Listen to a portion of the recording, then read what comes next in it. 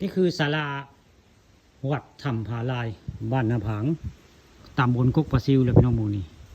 ตอนเช้าวันนี้ผู้ข้าป่านครพาสม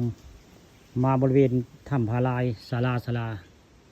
มากับทีมงานดูมงคลคนบ้านม่วงคำตำบลนาตาลได้นี่คือศาลานี่ศาลาสวยงามเลยพี่น้องศาลาสวยงามเลยศาลาเนี่ยจักภายได้สร้างไว้หลายปีแล้วเบิ่งแล้วนี่คือเป็นภาพบรรยากาศในเทิงศาลาวัดบ้านนาผางตำบลกกปลาซิวแล้วนี่ผู้ข้าป่าทองคำพระส้มก็ได้มาบริเวณนี้ได้หมดนี่ตำบลโกโตอยู่นี่หมู่นี่ก็จะเป็นแกะสลักได้แกะสลักคนโบราณแกะสลักไว้ได้นี่คือเป็นภาพบรรยากาศในศาลาวัดบ้านนาผางตำบลกกปลาซิวมาทีมงานลุงมงคลคนมันมงคำได้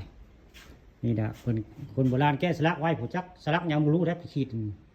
เป็นภาพดินโบจักในผู้ข้าก็ได้ผู้ข้าป่าทองคำผสมบัวสันทัดปันไดพี่น้องมื้อนี้บ่ทีโมเบสมานำไม่ทีโมเบสมานำก่อนจะเข้าไปเบิ่งอยู่นี่ถ้ำนี่ทางเขาถ้ำตรงนี้นี่คือทางเขาถ้ำผาลานี่เจ้าว่าไปพุ่นสิโพทางพุ่นได้เข้าทางนี้ไปโพทางพุ่นได้มีทางออกได้นี่คือทางเข้าวัดถ้ำผาลายบ้านตะพังตำบลกกปลาซิวแหละนี่ผู้ข้าป่าทองคำผสมมาเทื่อที่4ได้พี่น้องหมู่นี้ครั้งที่4ที่มาได้นี่คือบริเวณศาลาสูงที่สุดในบริเวณวัดถ้ำผาลายบ้านนาพังตำบลกกปลาซิวนะผู้ข้าป่าทองคำผสมก็ไ